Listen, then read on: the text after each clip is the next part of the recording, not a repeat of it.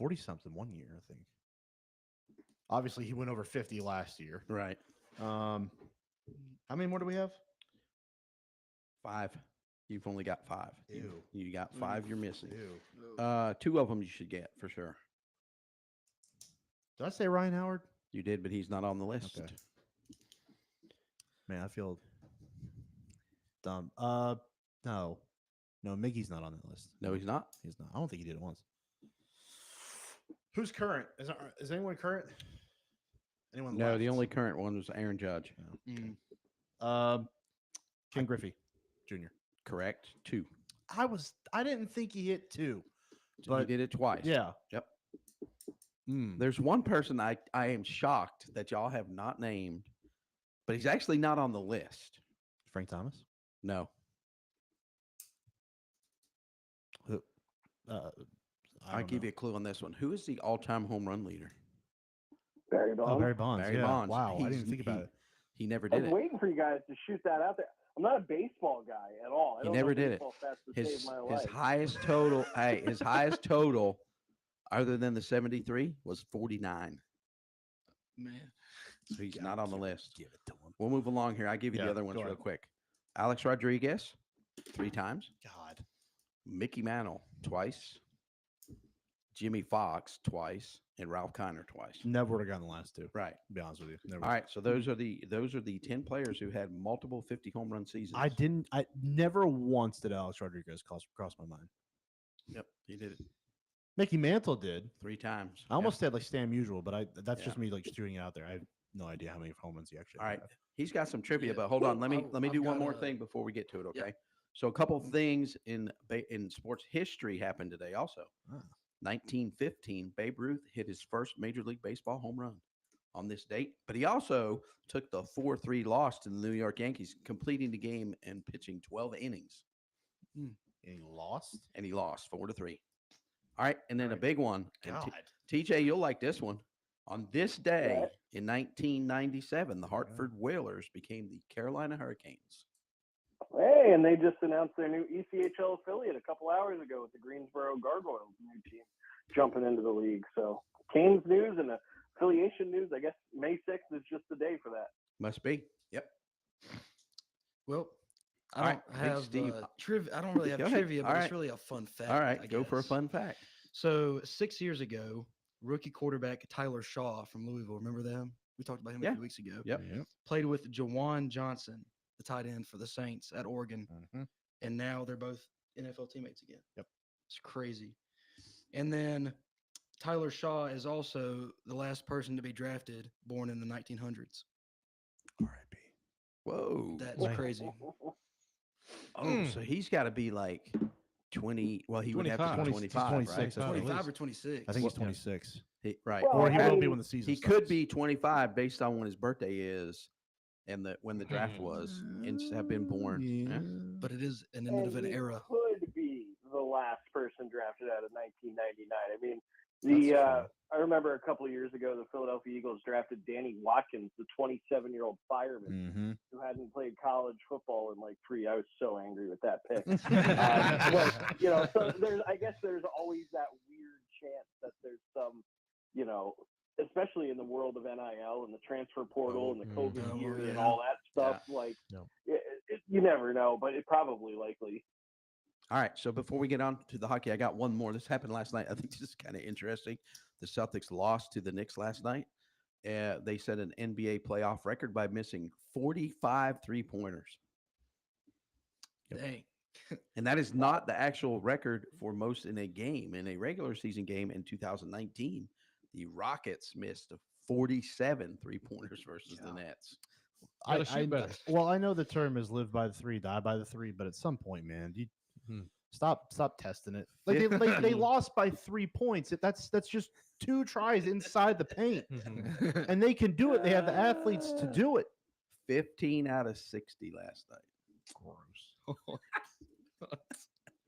All right, so we got TJ Schlott on the line. We're going to talk some Checkers hockey.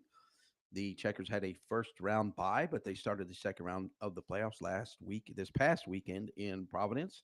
And TJ was there, and the Checkers took a 2-0 lead. defeated Providence the first game 5-1. You want to give us a little recap on that first game? Yeah, that first game, I honestly thought was Providence's better game. I think let me take that back. It was Providence beat themselves on Friday night more than the Checkers beat them. And then on Saturday, I think it was just domination from Charlotte. They kind of fixed everything that maybe they're a little slacking and got away with on Friday. The Checkers really struck early. I mean, they were down a man early. It was just 3.5 minutes into the game. They're on the penalty kill. They end up getting 2 shorthanded goals within 37 seconds of one another. And from there, that set the tone. Providence, they tried to climb back in. It was 2-1 at the end of the first period, but out of the gate in the second, the Checkers ripped away that 2-goal lead once again, and then they just never looked back. Michael DiPietro looked shaky, who was the starting goaltender for Providence on Friday night. You know, he allowed a goal, that third goal of the game. Mike Benning with a huge shot from the point that DiPietro he got a good chunk of it, but he didn't get all of it. It just squeaked in under the arm, and he was the third best goaltender in the league as far as goals against average was concerned. And I know a lot of people had him as the top goalie in the league by the time the awards came around, and it was shocking to kind of see him play, subpar like that. But it was also his 4th game in his last 9 days, and to the point where I was wondering if they were even going to let him play on Sunday for game number 2, and they did. They went right back to him. He had a much better game, but he couldn't outduel Kaapo Kähkönen on the other side. Checkers goaltender with a 32-save shutout on Sunday. A great performance. 15 saves in the third period alone. The Checkers had a couple of penalties early in that third period. They were up 2-0 at that point. Man, if they give up a power play goal on either one of those penalties that happened early, that completely changes the face of that game. But no, Kaapo, he really just held down in the blue paint, fought everything off. The Checkers only mustered 2 total shots in that third period. So that goes to tell you how sloped the ice was against them. But Kähkönen was strong.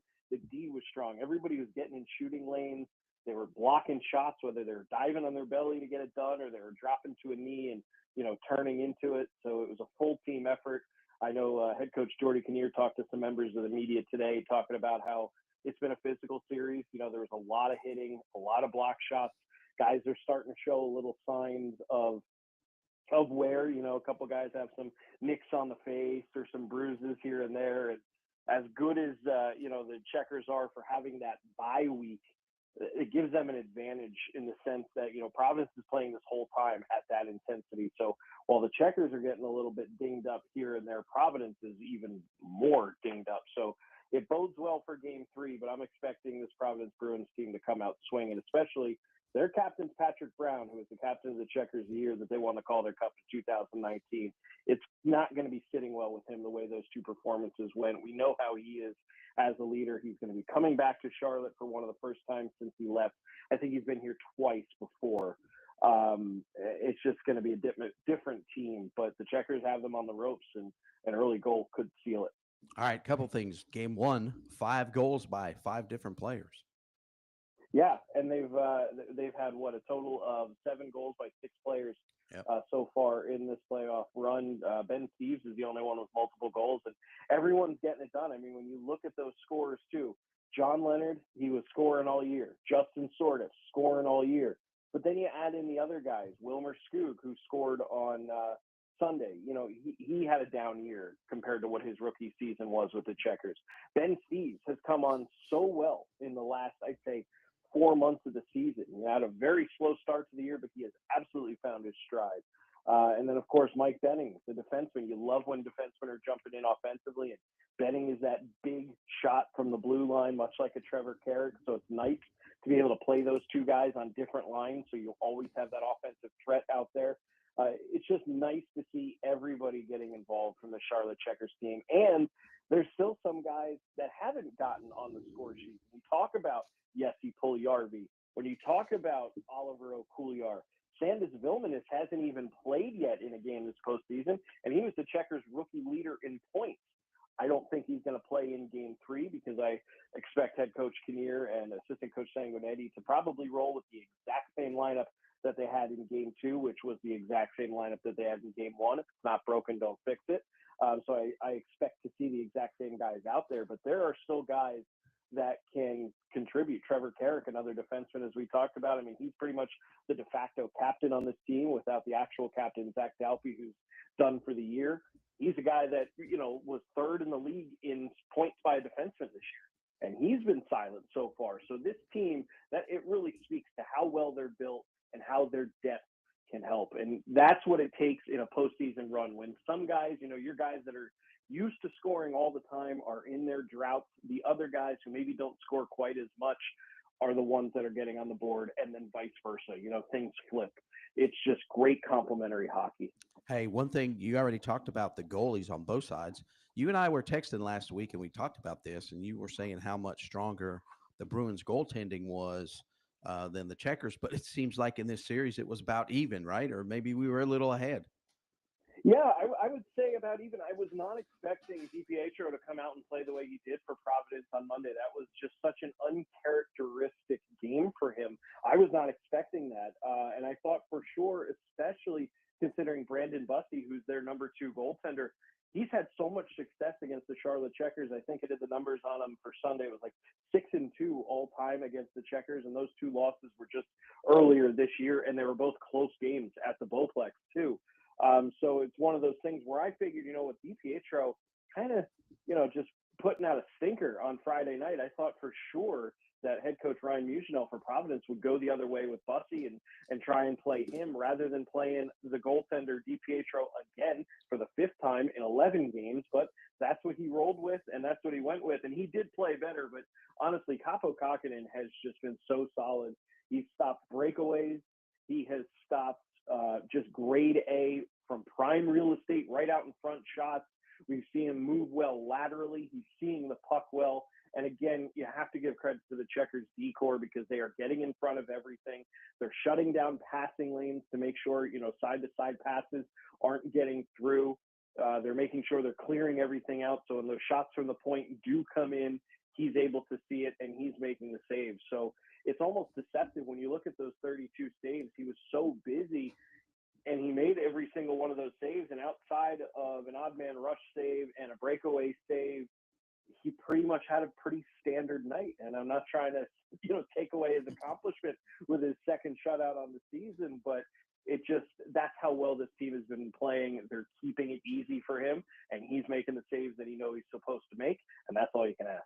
All right. And then one more thing, you kind of talked about this about Providence in that first game, basically losing the game versus the Checkers winning. I noticed that Coach Kinnear in one of the press releases that we had said that what the Checkers really need to do is play a full 60 minutes. They've not been able to do that in either game against Providence, but he said that's got to be one of their points of emphasis going forward. Yeah, and I think if you kind of extrapolate out that quote, what he was talking about was in game 1, he did not want his team to go on the penalty kill 3.5 minutes into that game. Granted, hindsight is 2020. We know how that played out with 2 shorthanded goals in 37 seconds, but you can't count on that to happen. He wants his team to be disciplined and to stay out of the box like any good coach does. Also, once the Checkers did jump out to that 2-0 lead, they allowed Providence to climb back in and make it a 2-1 game and really make it a game at that point. Like I said, going into that first intermission on Friday, it was still a very close, very tight game. The Checkers started to put things together in the second and third period.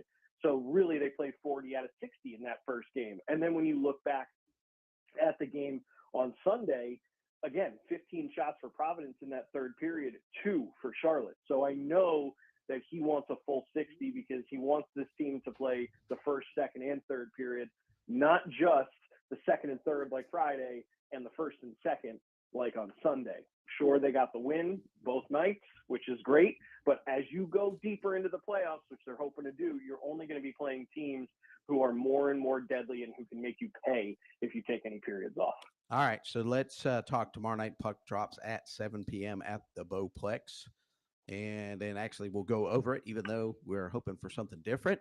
If necessary, Game 4 will be Friday night, puck drop at 7 o'clock. And Game 5 would be Sunday afternoon with the puck drop at 3 p.m. Obviously, we're looking for big crowds out there over the weekend at the Bowplex. Where can we get tickets? Where can we get information? We got a lot of good stuff coming. Game 3 tomorrow. We have a special ticket package that's out there right now for $55, and there's only a few left. you can get a Charlotte Checkers Rocks glass, which is obviously a rocks glass with the Charlotte Checkers logo on it. That gets you a ticket and the rocks glass for $55.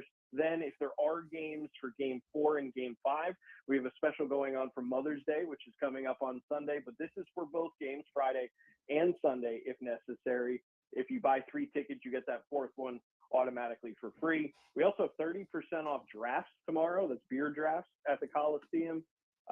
And we're giving away some light up sticks thanks to our friends at Clubtail tomorrow for the game as well. So there are going to be some red light up sticks around the arena just to kind of help build that environment. And look, Providence was a little empty. I'll be honest with you, on Friday and Sunday. And I think that even if they did get a little bit more than just the 1 goal on the weekend, it was a little flat in that environment. I know the Checkers are looking for the exact opposite of that. They want a full house. They want to feed off this crowd, especially with the fact that they've got a 2-game-to-none lead in a best-of-5 series. They've got the chance to shut things down on Wednesday, and they want everybody out there. So charlottecheckers.com is the place to go to check out all those tickets. All right, and next a couple minutes here, I want to ask you a couple NHL questions. I will tell you this. There was 1 game Saturday, 1 game Sunday, and 1 game last night, and none of the none of those 3 games disappointed. Mark's even perked up a little bit after seeing this. So I was laughing at the cough. Okay, so on Saturday, on Saturday night was the 199th Game 7 in Stanley Cup playoff history, and on Sunday was the 200th Game 7 in NHL history. So something really cool. On Saturday, the Stars came back and won, and Pete DeBoer is now 9-0 in Game 7s in the Stanley Cup playoffs. Is that not crazy? Yes. I think that's one of the more interesting stats that I've seen about the postseason. The only other interesting stat I've seen, so Paul Maurice, the head coach of the Florida Panthers, he's coached 4 teams in his career: the Toronto Maple Leafs, the Winnipeg Jets, the Carolina Hurricanes, and the Florida Panthers. All 4 of those teams are still alive. That is 50% of the teams that are still playing hockey at one point in time were coached by Paul Maurice. I think that's an even weirder stat. I hadn't seen that one. That is definitely interesting. All right, so let's get your take real quick on the 4 series that are going on, Florida and Toronto. I watched that game most of that game last night. The comment that Coach Kinnear made applied to the Panthers last night. They got outplayed in periods 1 and 2, but smoked the Maple Leafs in the 3rd period, but were not able to come back and tie the game. And you know what? That's the best case scenario. If you're going to take a loss, that's the best outcome you can have, I suppose, because now you have all that 3rd period momentum where you saw that you can do it. You know, you're not just outclassed on the ice. You're not trying to punch above your weight. You can do it. You can absolutely control the pace of play. And it was the most recent period of hockey you played. So I think that bodes well going into the next game in terms of rolling over momentum, as opposed to, you know, if you're going to play one good period of hockey and lose the game, you want it to be the 3rd period. You don't want to play a great period of hockey in the 1st and then just come out and lay an egg in the 2nd and 3rd period. And then, oh man, now we got to go into game 2 and we're still trying to rebound from that. So I think, you know, if you're going to lose the game, that's probably the best outcome there, is that your guys stay healthy and that you have that momentum going in. It'll be curious to see what's going on with Toronto's goaltending situation, though, of course, with former Panther Anthony Stolarz leaving the game early and had a little bit of an issue after getting hit in the head. There's a head injury, so we'll see. All right, and then the game that we're actually watching here in the studio, Carolina at Washington, in that series, it's game number 1. I think this is going to be interesting. They're both pretty evenly matched. I'm looking at a 7-game series. The biggest thing for me is Freddie Anderson is in goal for the Hurricanes tonight. He can't get hurt. Yep. Bryson always mentions this. Bryson, you want to talk a little bit about your Canes? Yeah, man. Well, I mean, right now, just from watching the first 9 minutes of this game, they look pretty solid. They're on the penalty kill right now. But anytime that you involve Freddie Anderson as your starting goalie, you're going to have the probability that there is a chance that he gets injured, because we've just seen that happen so much. Now, when he's not injured, he's a great goalie, and he plays really well and has already made several great saves as we're watching here tonight. But it just, you know, for the last several years, that's been the main conversation for me is Freddie Anderson between the pipes. And I think around the board, Carolina is in a pretty good position when you look throughout the rest of their lines and just the players that they've got. A couple of new guys, Jackson Blake, Taylor Hall. Look at Logan Stankoven, who comes from Dallas after the whole trade deal went down just a couple of weeks ago. So, you know, honestly, I think Carolina is pretty well rounded. when in a year when I didn't expect them to look this good. But I think Washington is a tough team. So as you said, it's going to be a tough series, but it's going to be entertaining. Just as a hockey fan, it's going to be fun to watch. But TJ, stressful. what you got on this one? I think this is going 7 games. Like, these two teams hate each other. I mean, obviously, you have the proximity of DC to Raleigh just being a couple hours apart, and you know, their previous rivalry that they've had for so many years. I think this one's going 7. I do think they are very evenly matched. I think Freddie Anderson, whether or not he's hurt, you know, he's always still that question mark, because there have been times where he's gone on to not play up to his potential, but clearly Carolina, they want him in town. They re-signed him not too long ago. Same thing with Taylor Hall. You know, he just re-signed an extension as well, so he's going to be sticking around. So you're curious to see how they're going to perform, particularly in tonight's game, the first game since signing an extension with the team. You know, does that kind of put a little bit of a fire under them now that their bank account's a little bit fuller going forward? But I'm curious to see if not only if Carolina can just outpace Washington, because Carolina is a fast team, but Washington's also very, very fast. Outside of Ovechkin, who is one of the slowest players in the National Hockey League, but so is Matthew Tkachuk. So I believe those two were the slowest players all year through certain clocked distances and different metrics, which is pretty funny, especially if you're Matthew Tkachuk, because at least Ovechkin being 40 years old has an excuse. You know, I think it's going to be shutting down the big guys. If you're Carolina, it's shutting down the Ovechkins. It's shutting down the side-to-side movement from Washington and their big-name players. I'm really looking at guys like Chatfield. I'm looking at guys like Burns on the defensive core for Carolina to help Anderson to get it done. And I do think even if Anderson does get pulled for a game, if he lays an egg in a game and they got to put in Kochetkov, I think he'll be fine too. I don't think it's a severe drop going from goalie 1 to goalie 2. But Carolina, they've got to play a grade A game every single time. All right, two quick ones here, and then we're going to take a commercial break. Edmonton and Las Vegas. What do you got on that one? I got McDavid and Edmonton coming out. I didn't have Vegas moving, or I did have Vegas moving pretty far in my bracket that I filled out with my family members. But I'm starting, now that I've seen them play a little bit, I'm kind of seeing some cracks in their game a little bit, and I just think Edmonton's gonna roll through them. All right, and then the other series, which starts tomorrow, game 1, Dallas and Winnipeg. My heart says Dallas. I always have kind of had a soft spot for Dallas. I don't know why. I'm a Philadelphia Eagles fan. I should hate Dallas with every ounce of my being. But for some reason, the Dallas Stars have always been a team that I've had a soft spot for, but I don't think they make it out of this round simply because they're too hurt.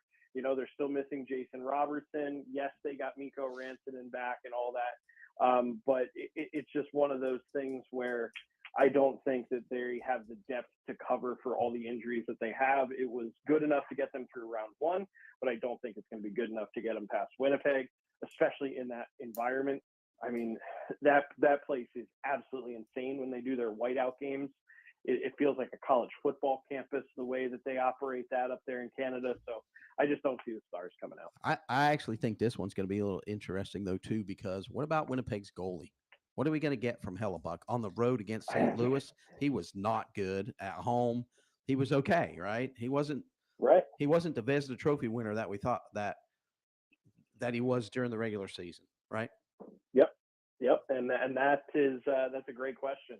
The other side of it, though, is going to be, does Dallas have enough to rattle him? Do they have enough offensively to get it done? Because look at St. Louis. They really, all season long, their top scorers were kind of middle of the pack compared to the rest of the league. Right. And it's kind of the same thing right now. Without Jason Robertson in Dallas, it becomes one of those things where maybe Hellebuck can afford to be this, meh goaltender that he's been here in the playoffs so far, and they could still get away with it.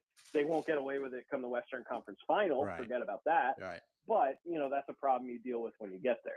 All right. Well, TJ, we thank you very much for joining us tonight. I'll see you tomorrow, and you can join us maybe next week or the next week, pending on when we end up playing in the playoffs. Wait a minute. I got a question, TJ. Right. Who is going to win the Stanley Cup? Right now, looking at it, who's got the best shot? Florida Panthers. The defending Stanley Cup champion. That's right.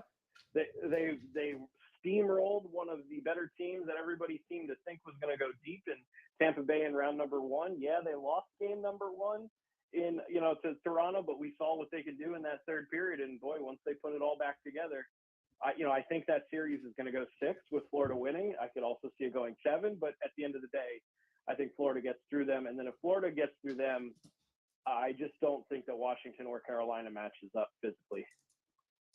All right. Well, thank you very much. Like I said, I'll see you tomorrow night down at the Biscuit. Get some tickets and go. We want to pack the house, and we'll have you on in another week or so. Talk some more Checkers playoff hockey.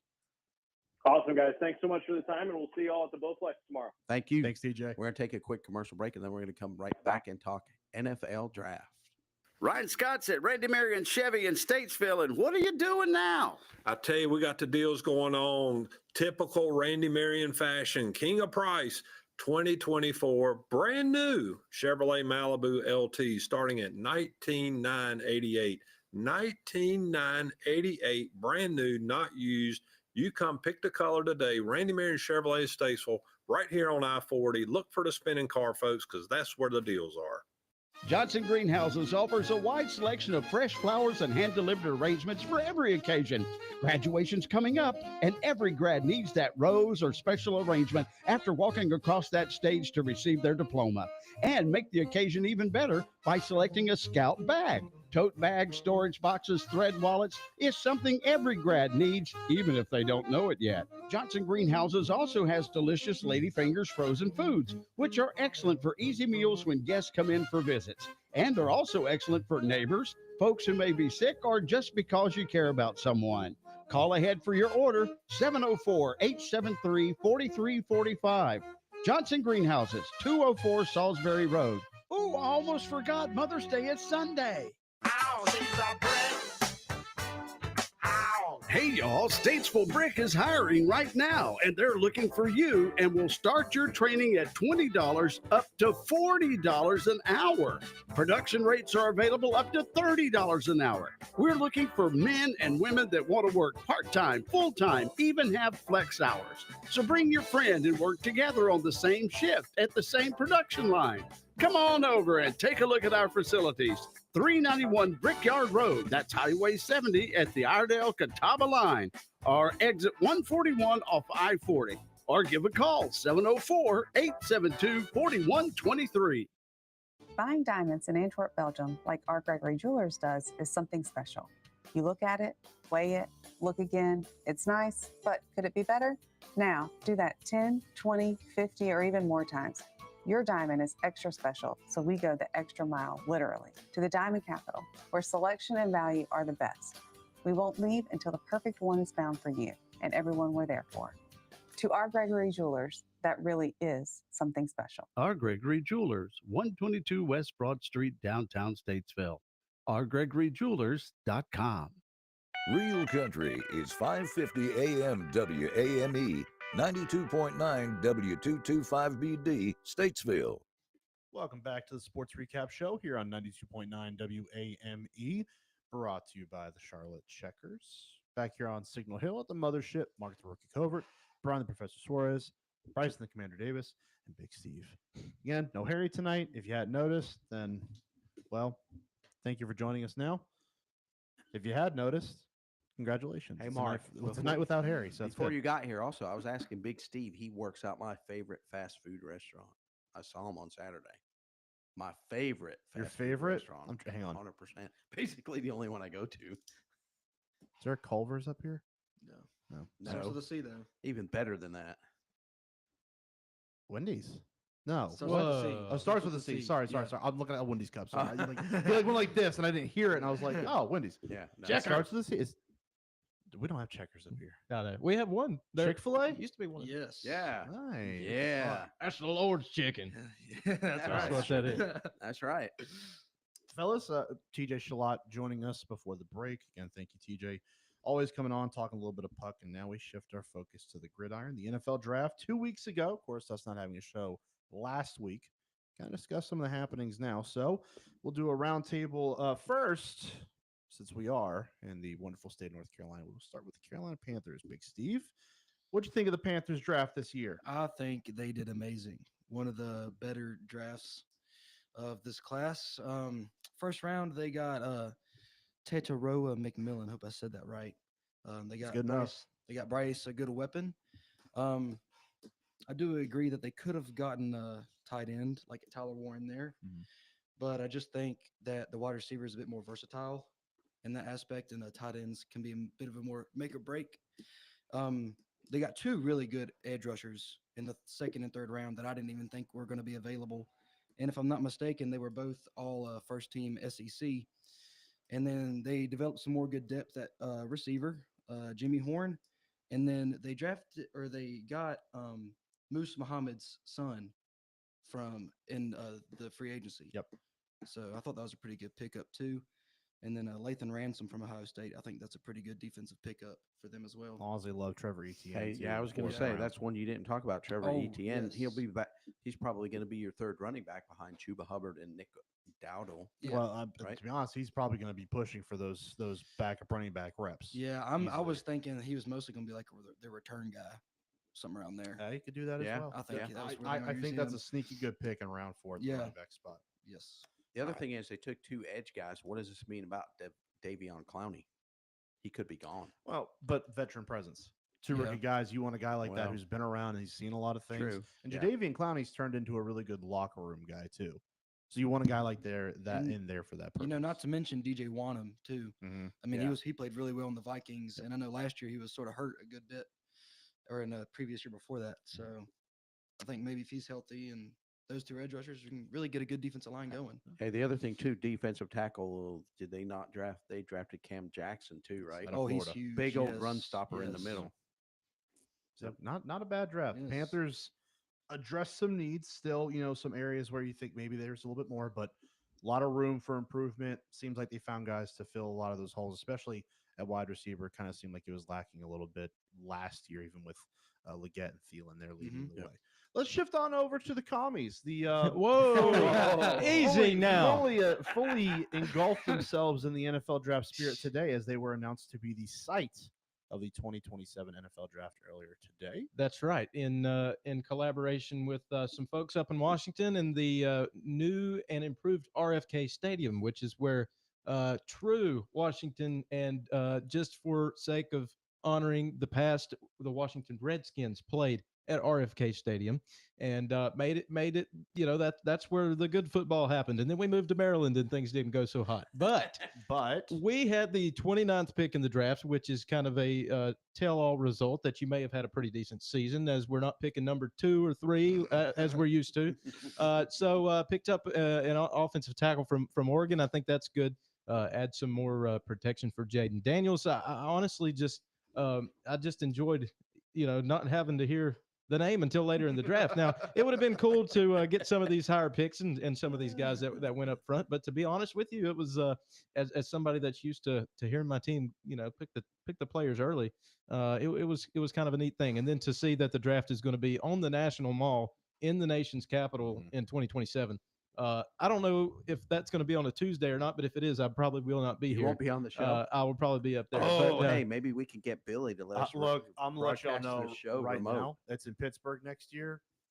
I'm planning on it. Oh So, yeah, for sure. If you want me to, I'll give you a live call. Yeah, we'll do a Sign remote in live for from the the draft. NFL draft. Yeah. But no, I think it was good. The future of Washington football continues to improve as it has over the last couple of years. So honestly, guys, I'm feeling pretty good. Yeah, well, you said RFK too. Like they're going to be building. I think Yeah. Are they tearing down the old stadium, Well, or are they the, just the old stadium renovating is them? gone.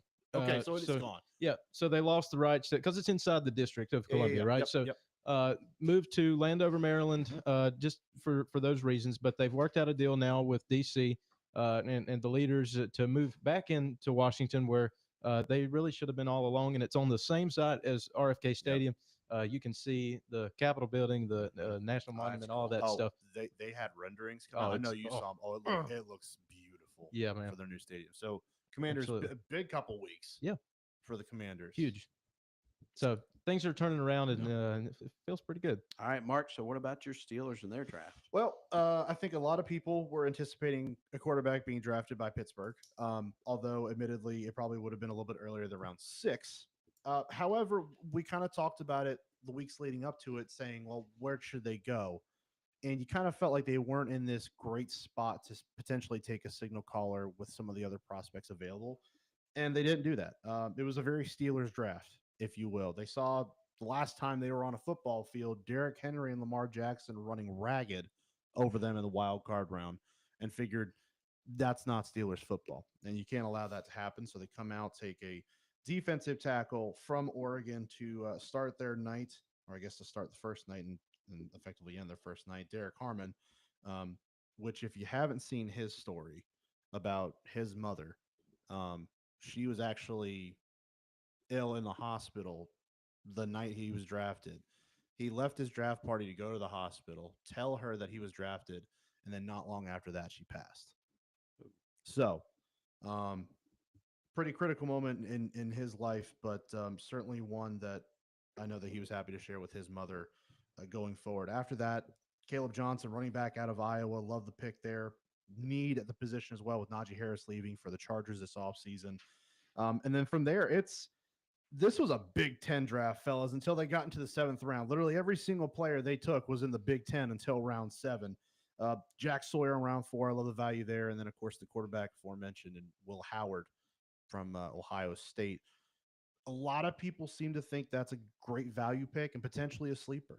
There was a report that came out that as soon as the draft ended, he was on the phone with the quarterback's coach in Pittsburgh saying for him to send the playbook over immediately.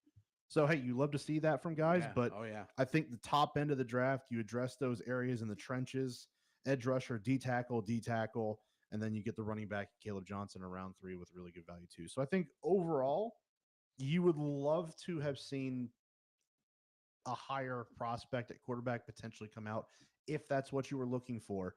I think the eyes kind of go to next year with some of the quarterback prospects being a better class, seeing what you can get out of this year and then move forward. But I think overall, Pittsburgh doesn't have a bad squad. Now the question is, can they move out of that purgatory they're in where it's wild card and we're done? Yeah. And that's going to be the biggest question for them. Now the still cloud hanging over the Steelers. Where is Mr. Rodgers? Right. So I think the two things that I kind of take, they could have used some wide receiver help, but here's what they did. Pittsburgh Steelers have always been known for physical football. Mm-hmm. What you talked about with Lamar Jackson and Derrick Henry was not typical Steelers football. That's what they did in this draft. They're trying to restore that physicality back to the old Pittsburgh Steelers football, right? Get it back. Mean Joe Green. Because you know there was a part of Mike Tomlin's soul that was left on that field at M&T Bank Stadium in Baltimore after the wild card round. Yeah. And the quarterback thing, you might be right. They might be looking forward to next year. We're going to talk a little bit here in just a minute about Shedeur Sanders. I know the guy you were talking about, though, prior to the draft was actually Jackson Dart. Yep. Who got taken by the Giants. Yep. Again, good prospect. We'll kind of touch on that a little bit more because they are on the list here down the line for me on teams that won the draft. And he is part of the reason why the Giants won the draft for them. But I think a good pick that obviously the Steelers had a chance to get him. He didn't go until 26 when the Giants hopped back into the first round to get Jackson Dart. So he was certainly there. I just think, again, the overwhelming thought and memory of the end of last season is Derrick Henry galloping into the open and into the end zone. Now, did it against a lot of teams, but you're Pittsburgh. You don't let that happen. Well, and plus, just like we talked about with the Panthers last night, the best time to play their best period was the last period. Yep. The Steelers are going to remember the last game, Mm-hmm. right? And they're going to go back going, in that last game, we just got pushed around. Yep. So we need to do something about that. All right, so let's move on to the quarterback who actually dropped big time, Shedeur Sanders. So what happened with him? Anybody got their we were talking about this a little bit off the air prior to it. Jump right in here. Poor presentation of your abilities. And just walking in, I mean, if the rumors are true, I wasn't there, so I have no idea. But if you present yourself a certain way, just watched the movie Draft Day, by the way, which is kind of paints based on who? The Cleveland Browns. Oh, yeah, exactly. I was like, what? These players I don't think were real. But that's why I was confused. I was like, okay. And neither was that Browns team because they were portrayed as being successful. Exactly, and they weren't. However, kind of a very similar situation, right? You present yourself in a negative way, and these teams get together behind closed doors. And if you're a projected number 1 overall pick and then you stop dropping like a rock, well, these teams that are they're realizing, hey, I've got the 10th pick in the draft and this guy's still available, but why? There's a reason for that. And I think the teams were scared of him because of the rumors that were going around and what they'd heard, and from talking behind the scenes on what is going on. Just a poor presentation by him. And if that's true, then it's you get what you ask for. I also just don't think he had the good, stat line or record to show himself as a true first-round quarterback. I mean, you look at the conference he's in, not really going against tough competition. He's only won he made maybe one or two games against top 25 opponents, if I'm not mistaken, a losing record. Yeah. And when he made the bowl game, he couldn't even win one for his team, right? Yeah. The only way.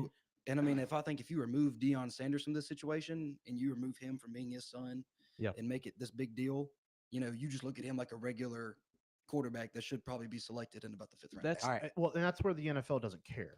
Yep. Because it doesn't matter to them that he's Deion Sanders' son. It doesn't matter that his last name is Sanders and what Sanders he is. It does not matter to them. To me, and this is across the board, this was the draft where character mattered.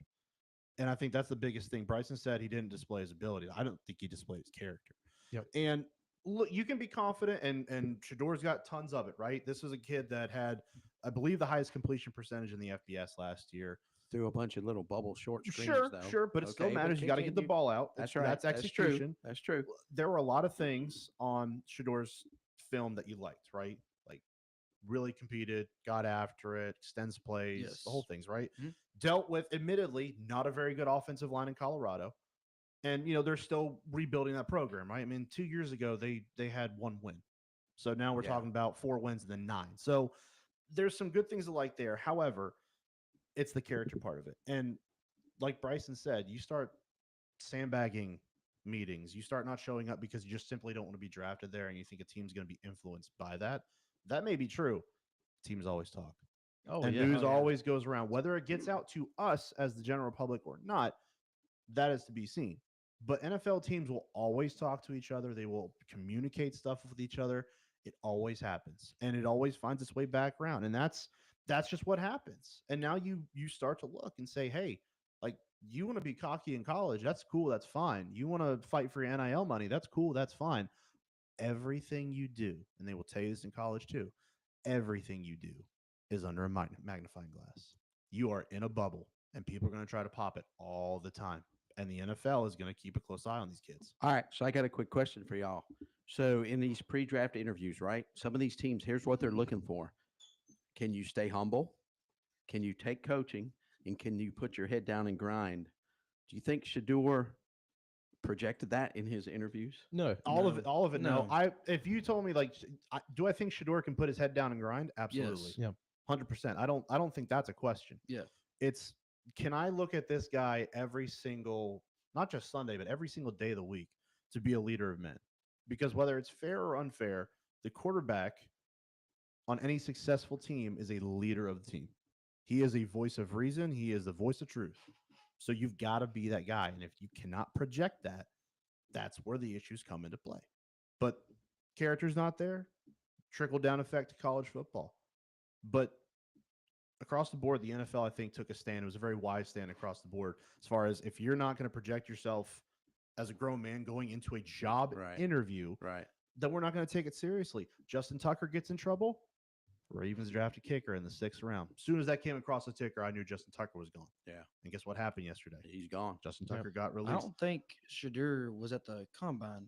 Was he? Yes, he Did was. He skipped that. But he only He didn't work out. He interviewed. He didn't work out. I think he only interviewed with one team. Okay. And I do believe it was Tennessee. Okay. I just heard news about something. And he about the also, combine. I think he also committed to going to the East-West Shrine Bowl game, but then he didn't play.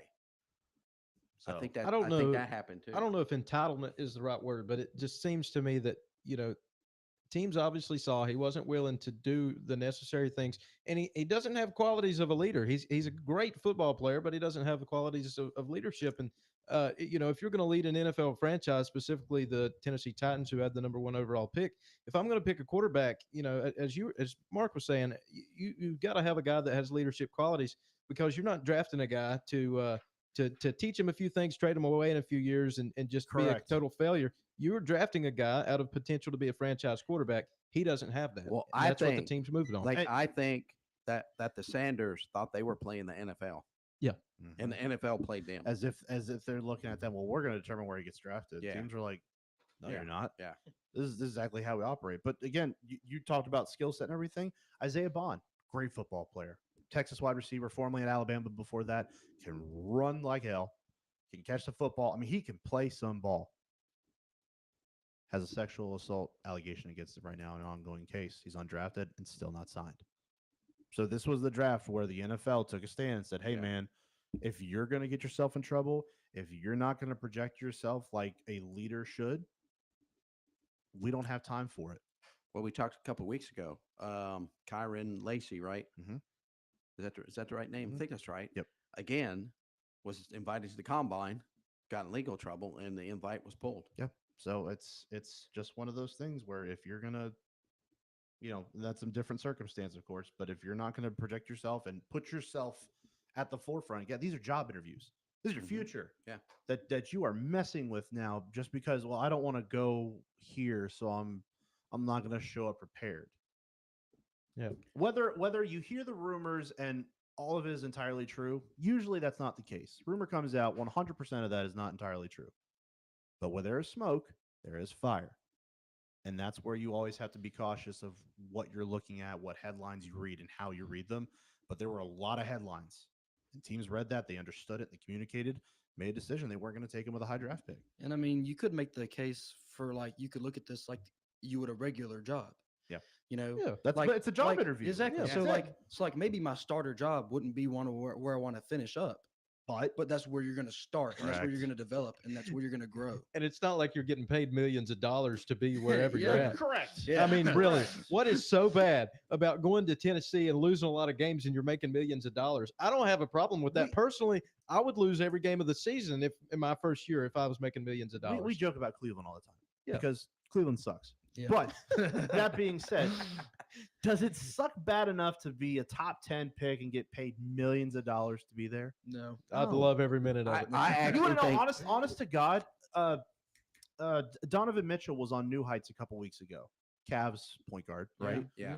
He spoke glowingly about Cleveland, about all the things they do and stuff like that. And it's like, that's not bad. But like, don't sandbag an interview just because you don't want to go somewhere. Right. Like, if Yeah. you want Right. to go somewhere else, you get 4 years to prove your worth. You go into free agency, Choose where you want to go. and then you get to choose. Yeah. As long as Well, you played well enough. You Well, got to just- build a career, and that don't always have to Hey. start at the top. Just real quick, one more thing about the Browns and the Sanders before we move on. It's interesting now that he got drafted by the Browns when his dad was throwing shade on Joe Flacco for signing as a quarterback at 40 years old, right? And then here's the other thing. Like in my opinion, the Browns have 5 quarterbacks, correct? 3 of them will be on Flacco, that roster. Pickett, Sanders, Dylan Gabriel, and Watson, who's hurt, right? Yep. Just throw Watson out. They got 4. Yep. They're all backup quarterbacks. He's going to really. Yep. He's None going to of show those out in 4 practice. guys are starters. And mind you, they took Dylan Gabriel 2 rounds before they Yeah. took Yeah, Shador. exactly. Which I'll be honest with you, the next questions are which team won and lost the draft. right, which and the team- Browns were this close being dumb enough to take 2 quarterbacks in the draft. Yeah. No, they did. And they were dumb enough. And they All right. So let's go on to who won the draft. Wow. My Carolina Panthers. Ooh, I see My some. pick. I see some things out there say it was the Patriots. Who Yeah, actually I have do that. 4 That's guys who fair. could be early starters. Yeah. Yeah, I can do that. New England need to get protection. They need to get weapons. They did a little bit of both in this draft. I think they did well. New York, sorry, let me say the Giants. The Giants. Okay. What you think about the Carter pick was a given. Right. Yeah. Cam Ward and then Travis Hunter 1-2. Abdul Carter was going to New York. You could bank it. Now Oh, he just needs to find a number. He's got 0 through 99, and he And can't. He keeps asking he keeps for asking retired legends for numbers. theirs. But I think for them, the Jackson Dart trade is going to be the thing that people remember from this draft the most, Yeah. because you trade back into the first round to go get who you believe is your guy at the back end of it. I think, to me, good quarterback, has weapons to throw to in New York, a little bit of protection. I do believe they also drafted a running back, Cam Scattaboo from Oh, Arizona yes. State. Yeah, they did. Yes. Fourth That's round, right. love that. Him and Tyrone Tracy in the backfield, kind of a thunder and lightning combo there. I think the Giants actually did a really good job, and then the Chargers. Omari yes, talking Chargers. about a 1-2 punch right Yes. now. Omari and Yep. Hampton from North Carolina Freaking and Najee stud. Harris Mm-hmm. in the backfield. Hey, guess what? Jim Harbaugh likes to run the football. He's going to run Yeah. and run and run, and then when he's done running, he's going to run and run and some more. run and run, and somehow he's going to end up in the end zone because he's going to run straight through the end zone, out of the stadium, through the city of Los Angeles, and through your TV screen because they're just going to run, brother. All right. Who lost the draft? The Dolphins. I think they only had 2 picks in the first 4 rounds, and you could argue that their second round pick was sort of a reach for that offensive lineman. Mhm. And the only really good pick I can see that could mature good for them might be Quinn Ewers, with Tua getting hurt a lot. Mhm. He might be the next guy for them to step up. What about Ollie Gordon? They drafted Ollie Gordon. Is okay. Oklahoma State running back Yep. was actually projected to go pretty high going into last season. And then, Yeah. Oklahoma State kind of pooed the bed, but so did he. So it's like, He started off the season last year really hot. He did. And he just trailed and off. I at the think end. that the potential's certainly there. You just worry about the workload of a guy like that.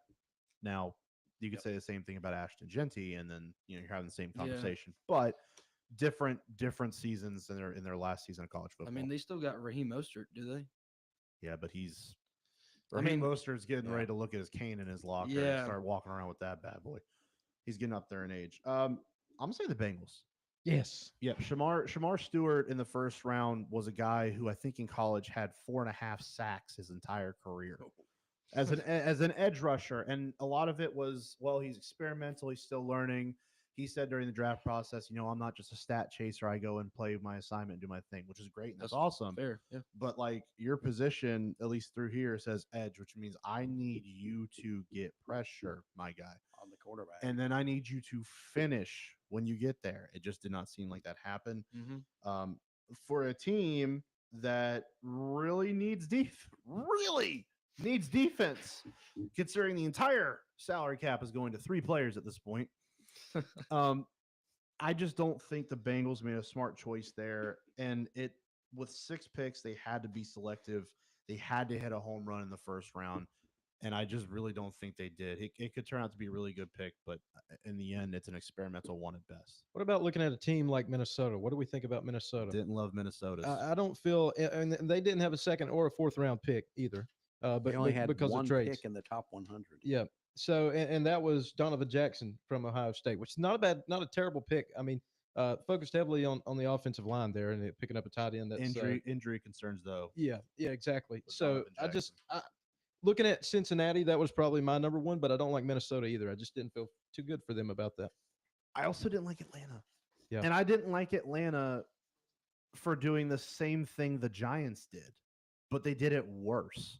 Mhm. Like they get Jalen Walker, who was a steal. Mm-hmm. For them, it was like pick Yeah. 15, dude. Yeah. Jalen Walker is a steal at that point in the draft. But then you trade back into the first round and you pick up another edge rusher. You're okay. What's his face? James Pierce. Pierce. From Tennessee. And you're like, oh, that's a good edge rusher. Here's a problem. For a guy that kind of fell down draft boards quite a bit, this is a guy that was talked about as maybe the number 1 overall pick going into last year and drops down the draft boards a little bit. And you give away your first rounder this year and next year. For a guy you took at the back end of the first round, now you don't have that. So you need Jalen Walker's going to do his thing. Don't you worry about that. You now need James Pierce Jr. to do his thing at a level that a lot of people don't know that he will. I just don't love that from a draft capital standpoint, but it just kind of sucks because you're like, wow, Atlanta, good job. You got an edge rusher. You can't get pressure. Guess what? You got Walker. That's great. And then you just give away next year's first round pick for a team that needs to keep building. I don't love it from a draft capital standpoint. I think they did good in drafting mostly defense, though, considering I think a lot of the NFC South is starting to build up more on offense. 5 picks, and 4 of them were used on defense. Xavier Watt's not bad. Yeah. I just think when you essentially mortgage your future and you trade Yeah, away a first 100%. rounder for a selection in the back end of the first round. That's where it kind of gets a little wishy-washy Yeah. for me. All right. So we're going to go one more real quick at the end. Is Greg Popovich the greatest NBA coach ever as he just retired this week? He has the most regular season wins ever. No. I agree. Top 5. Yes. Top 5. Who's number 1? I'd say Phil Jackson. Phil Jackson. Phil Jackson of the 11 NBA titles, 1,155 wins, 485 regular season losses for a 70% winning percentage in the regular season and a 688 playoff winning percentage. Phil Jackson helped revolutionize modern basketball with the triangle offense. Yep. And it is something that is still applied today Right. through many measures. And it's been messed with. It's been tinkered with. It's been, just worked around. So maybe the triangle's looking a little wonky now. It's obtuse and it's acute. Math. I But mean, to me, it's Phil Jackson. I mean, you got Phil Jackson, there's Red Auerbach. Like, there's guys Right, out there right. that are really, really good. Greg Popovich was absolutely fantastic, though. Absolutely fantastic. I think that if Popovich would have been more dominant these past the last decade or so, ever since they've won their last title, if he would have kept, getting to the finals maybe, or maybe you've won one or two more since then, we could start putting him there. But it's been almost like 11 or so years since they won their last championship. And every time, even though they have been to the playoffs consistently since from 2014 to 2019, at least when he was there, they only went to the conference finals once. Yeah. And So the rest were early and has exits. not been back since, I believe. Yeah, So, no. And it is also a shame, real quick, Bryson. It is almost a shame that we don't see more of Pop with Victor Wembanyama. Because, mother of mercy, the way that you get a dude like that, an alien, with one of the best coaches in NBA history. I mean, that's And so think about who some of the other big guys he coached. Tim Duncan. Tim Duncan. Right? Yep. David David Robertson. Yep. Right? So, Yeah, Merle. yeah. Looking at the last decade, I mean, you talk about how the Spurs were so good. Popovich is there throughout it all, and then they've fallen off over the last decade. Are we still having this same conversation? Do you think that it would have been beneficial if his career would have been cut, say, 5 years shorter, and he would have waited a little, or not waited so long to retire? I know the numbers are probably not going to be as high. He's not going to have that record, but does it hurt his reputation as a coach and his standings to have those couple of years where you're just kind of average? I think maybe if he retired in 2019, 2020, when that COVID ended, Right. like when COVID started, if he would have retired then, I would say yes. Right. But I don't think any But coach is going to retire right after they win the championship. Right, but are we? I mean, I'm just saying, would we have this same I see what you're conversation? saying. And does the last 5 years, does that hurt this conversation? Yes. And would he be higher? I don't think how It many- hurts how it many very rings? slightly, 5? ever so slightly. How He's many got what? five NBA 4. championships. Who? Popovich? I didn't write that down. I think it's I think it's 2007, 4. I think There was Big one Steve's before right. 2007. 2003, Yeah. 2003, 2007, 2009, and then 5. 20, He's got 5. all 5. 99, 03, 05, 07, and 2014. Say because Tim Duncan and David Robinson won one together. Okay. Yeah.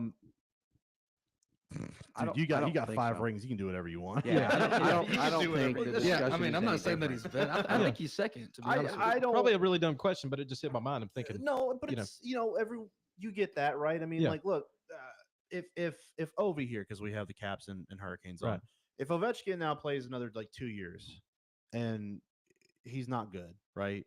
You start looking at like, okay, like Maybe he's not the greatest goal scorer of all time. Well, I don't think you do that. statistically he is. You Right, can't but- combat but- that. But right. like, is he the great? Like you're saying, is he like the greatest goal scorer? It's like Like- LeBron. LeBron has the most most points all time, right? Yeah. Mhm.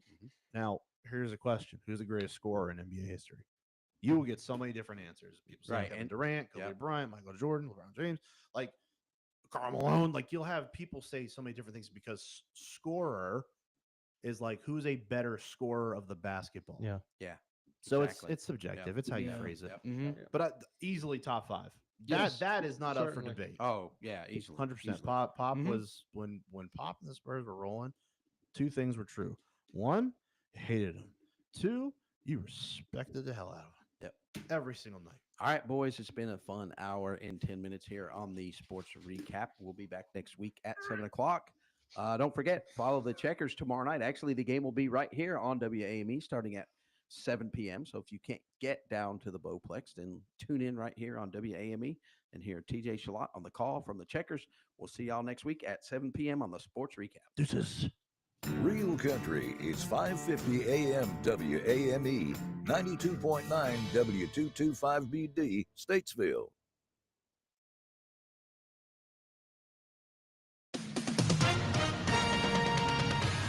With SRN News, I'm Keith Peters in Washington. President Trump says 3 hostages held by Hamas in Gaza have died, leaving only 21 believed to be still living. Trump on Tuesday noted that until recently it had been 24 people believed to be living. He did not elaborate on the identities of those now believed to be dead, nor how he had come to learn of their deaths. The Supreme Court's allowing President Trump's administration to enforce a ban on transgender people in the military while legal challenges proceed.